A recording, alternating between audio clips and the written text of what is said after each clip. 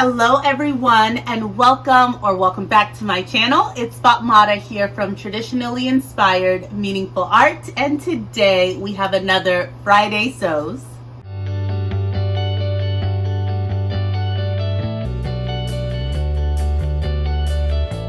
So welcome, and if you're a returning subscriber, welcome back.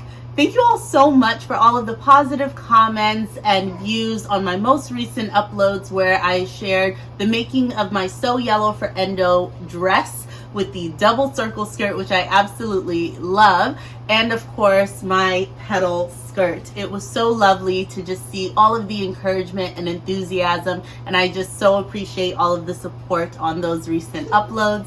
Today, I hope to share with you the things that I'm currently hoping to make as we get into the weekend and of course move into the upcoming week. I also want to take a look back at what I was able to accomplish in this most recent week, which I'm really proud of, and we will talk a little bit about what you can expect this month. I want to give a huge thank you to Jen from Today in Jen's Sewing Room for starting this hashtag and giving us a reason to kind of come in and come together as a sewing community here on YouTube on a weekly basis. So, what did I get sewn this week? Well, hopefully if you saw the videos, you would know that right after last week's Friday Sews, I continued working on my So Yellow for Endo dress. Here it is. I think it's so lovely. It's a double circle skirt, so a lot of fabric in here. And I used this yellow thrifted duvet cover. It was a king size duvet cover, and it's just splendid. I actually wore it to work today and had to take it off because I wanted to show you a little bit. I am just really thrilled that I found another way to utilize one of my favorite patterns from last year, which is Simplicity S8875.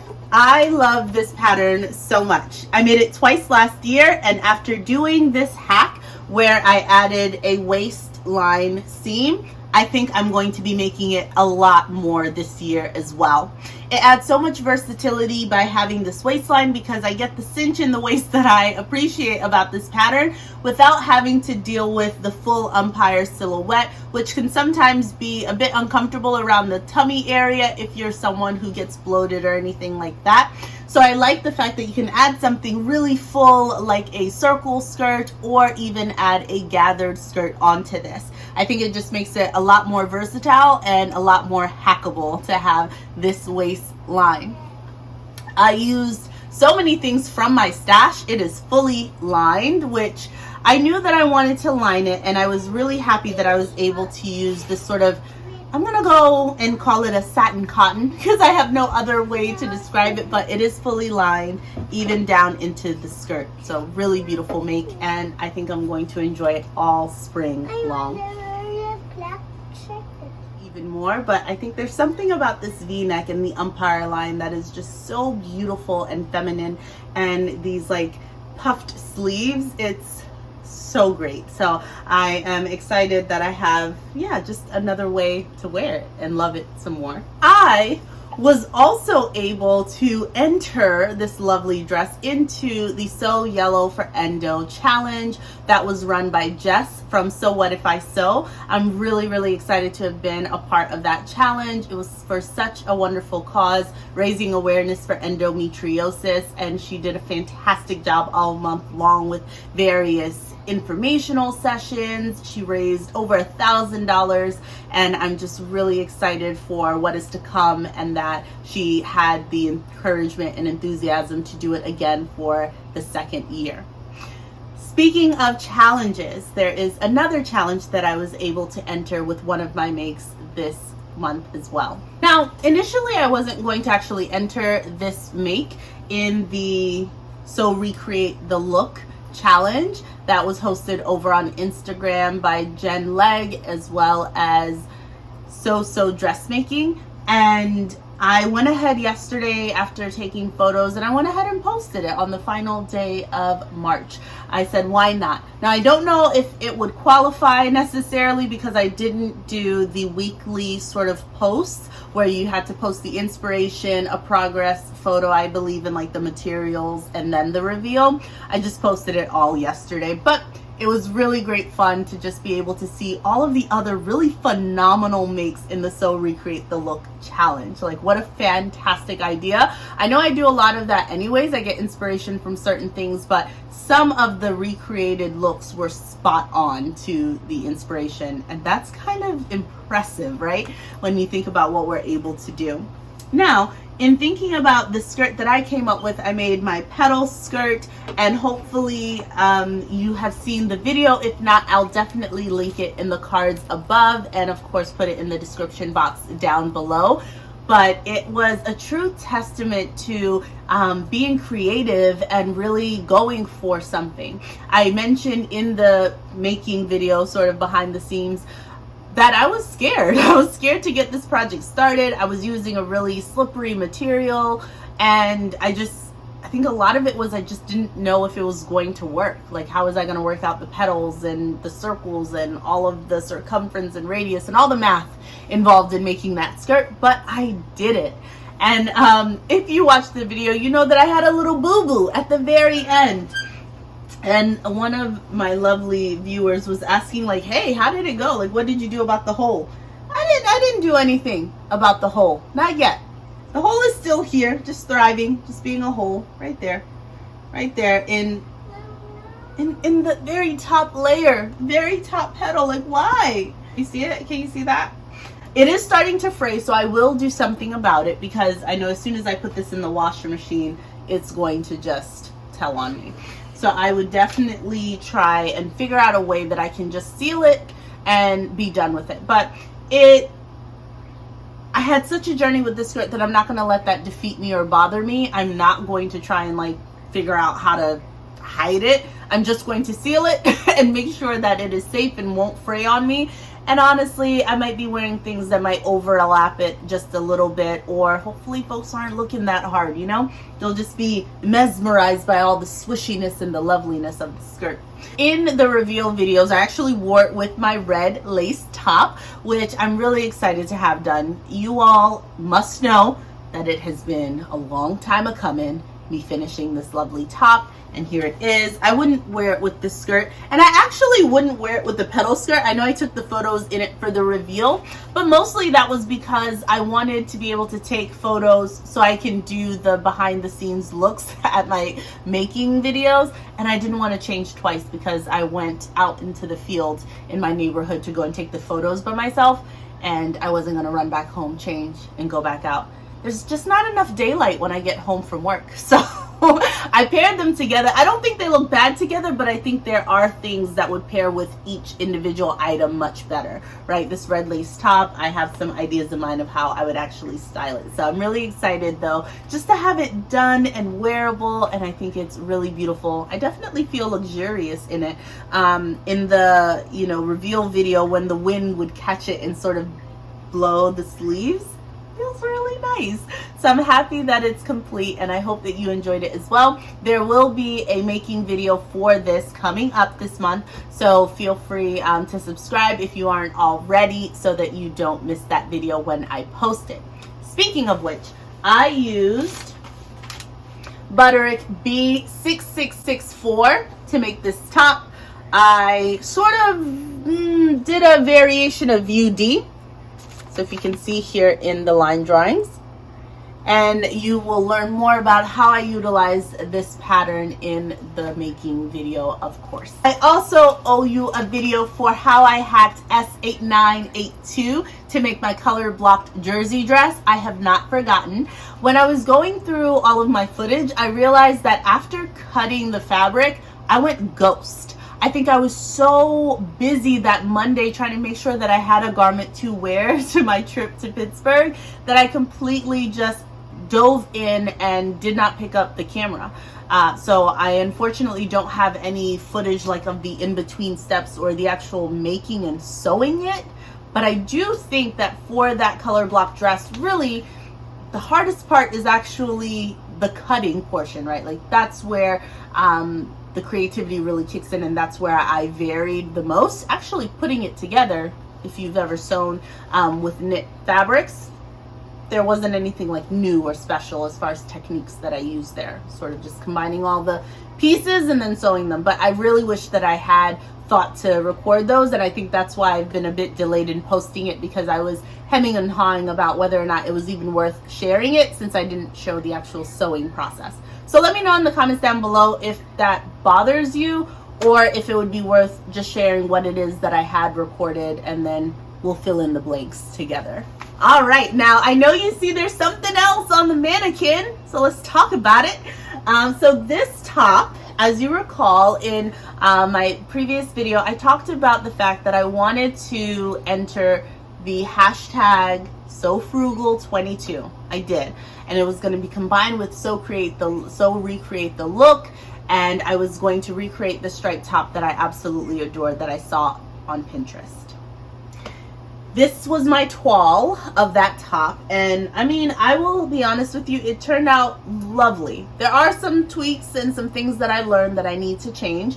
This is a fabric that was in my stash. It is actually a knit, and while the top is a woven, because this is so boxy and oversized, the fact that it's a knit didn't really matter. But I had such a short amount, like a small amount of this fabric, that I knew whatever I did with it, I needed it to be sort of like a complete piece. And this is probably one of the easiest things to make. I did a toile because I really wanted to make sure that I had all of the dimensions right, but once you do, it was so simple putting it together. So I'm actually really excited to record the making process so that I can share it with you. And while you won't have it for this year's Sew Frugal 22, I hope it is a garment that you do choose to make. It is so airy and billowy. This would be perfect for the spring summer, especially for all the warmer weather that we are coming to expect this summer. I think that many of you might be interested in making it. So I still do plan on making the final version, even if it's not going to be in Sew Frugal, even if it's not going to be in Sew Recreate the Look. I think it's simple and easy enough that I want to share the making with you in case you still do want to make it as well. And I learned so much in the making of this that I know what not to do in the future make and how to make it even better. So I hope to include some of that information in that video for you as well. The reason why I did not enter my top into the Sew Recreate the Look or the Sew Frugal 22 challenge is because in the Sew Frugal 22, they wanted it to be a free pattern. And while this was a pattern I was sort of creating myself, I felt like the real intention behind that is so that everyone would be able to make it. And since I didn't have a chance to actually record and film the video sharing it, I didn't feel like I could really call it like a free pattern that everyone has access to, because I didn't have a resource for others to view to make it themselves if they wanted to. And I just wasn't going to have enough time to do that, you know, in a thoughtful way before March 31st. Before the reveal day yesterday. So I have my toile made. I've learned what I needed to learn from making the toile and cannot wait to make the actual version and share that video with you all soon. But outside of that, I do have some plans for sewing in the upcoming months. So Adele from Sew for Serenity, and I know she's partnering with another YouTuber, and they are actually, I think, My Social Thread. And they are actually putting together for the month of April a challenge where you sew for others. I will put the hashtag on the screen, but I am so excited for that. This April, for me and my family, we will be observing Ramadan. And Ramadan is such a wonderful month for reflecting, especially for individuals in my faith, just being able to sort of take a step back, do a lot of reflecting, and be really intentional. And I thought, what a perfect month for me to actually think about ways that I can sew and do things for other people. I've had the pleasure of sewing for myself for a long time. I was just about to say an S word that I was like, you know what, I'm not even gonna say it.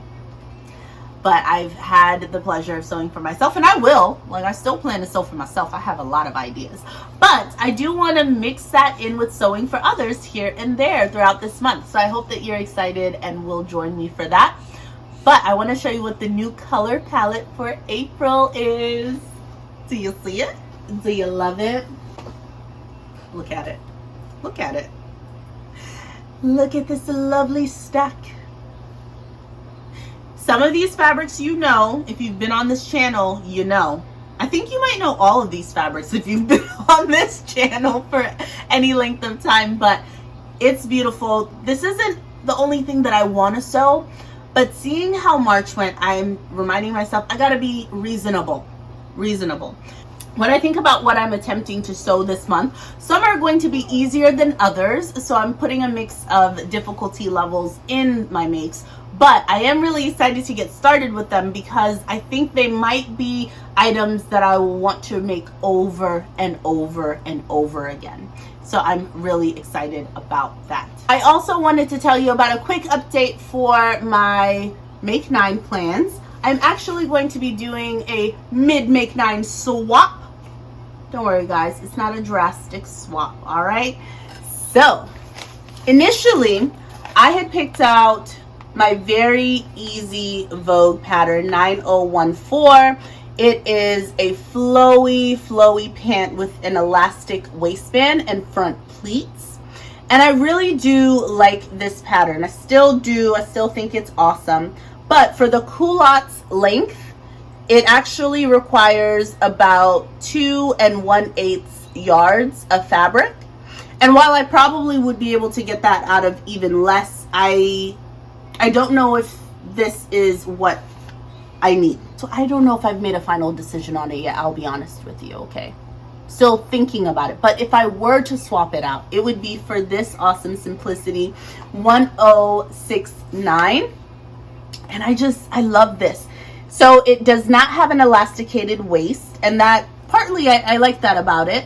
And it has a flat front, and for the pants that I wanted to make, like the fabric I had in mind when I chose this, I do think that I might want to try making it with a flat front instead of the gathers that would come from an elasticated waist. So they both, I think, fulfill the same purpose, so I don't really feel bad about changing it because it's the idea that I had. It's just a different pattern that fulfills it maybe a bit more to my taste for the fabric that I have in mind for it. So yeah, I think that's just an easy swap. I might still end up making the very easy Vogue pattern sometime down the line. If another fabric really, especially for my stash, I have quite a few flowy fabrics that could be perfect for that. But for right now, I think S1069 might be going up on my board for my Make 9 plans, and I'm really excited about that. I will have a separate video all about my April sewing plans, so don't you worry. I'll find some of the inspiration photos so that as I'm actually sharing it with you, it makes sense. I do have my eye on, I think, 3 new look patterns that will help me fulfill some very specific projects that I have in mind going into the new month. And I'm hoping to pick those up from Joann's soonish. I'm going to do a little bit more research and make sure those are absolutely the patterns that would fit the bill, and that there aren't other, let's say, Butterick or McCall's or Simplicity patterns that are a better fit. However, New Look sometimes does a fantastic job, and I know we don't talk about it enough, right? But it is an exceptional pattern line as well, and there are 3 that stand out to me, and I'll share that with you in an upcoming video if and when I get those. There are some makes that I have not talked about in a while. So I was making a jumpsuit. The jumpsuit pattern in question is my vintage Simplicity 6268. And I had made this out of a cerulean blue sort of ponte knit fabric that I picked up at G Street Fabrics. I had shared with you in a previous Friday sews that I had to do a ton of alterations to it, and it still wasn't fully altered yet. Well, my sister came by the other day and tried it on, and it actually fits her quite well. So I'm going to go ahead and finish out the make. I'm going to seal all the edges that need to be sealed, hem the cuff, and then sort of tack in the shoulder seam as I had intended and planned to do. And it's going to be hers. So I think that's going to be the first thing that I complete this month, a make that is intended for someone else. So I'm really excited about that. I also think that if she wants, she might also get this, because one of the things that I noticed is that I made the boat neck, like the slash opening, way too wide for my neckline. But I think she'll be able to wear it, and I know she likes little cropped things like this. So I'll just be mindful of that for my make, and then sort of make some other alterations that will make the garment that I'm going to keep a bit more wearable for me. All right, so the big surprise that I wanted to share with you, and this is taking a lot for me to say it, I'm like getting really jittery, but I want to say that I'm going to be doing VEDA this year. That's right, VEDA. So VEDA is a video every day in April, and sometimes I think it applies to August too. All the months with A's, okay? So a video every day in April during the month of Ramadan on top of work. I want to speak to you every day. When I said it just like that made it sound really hard. But I do have to recognize that the videos don't have to be these lengthy feature films. And so long as you're okay with that and appreciate getting to know me and getting to know my sewing journey and my artistic practice a little bit more, I think that we can actually grow together as a community by me partaking in VEDA. It might have to be VEDA, like a video almost every day in April, but honestly, I will take something over nothing, and I do really want to commit to doing that. So I hope you're excited, and we'll look forward to a video every day with yours truly. And this is my first entry into VEDA. Happy April 1st. This is not an April Fool's joke, and I hope that you will join me. Subscribe, like, comment, and let me know what fabric you're most excited to see, or which of my entries into my various challenges was your favorite. And also let me know about this petal skirt. I loved all of your comments and feedback. I know some of you are team petticoat, some of you are like nix the petticoat, some of you are like I'm in between, if you had like a smaller petticoat maybe. So all of it is good. There's so many ways I think I plan to style this, formally and more informally, and I can't wait to do that all spring long.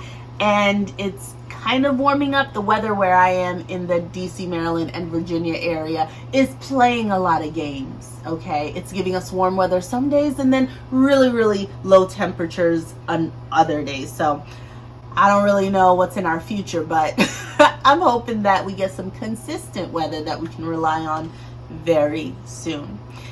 That is all I have for you today. It's always so great to just check in and chat with you. I hope you are doing well and have a lovely weekend. I will be seeing you tomorrow. Bye-bye.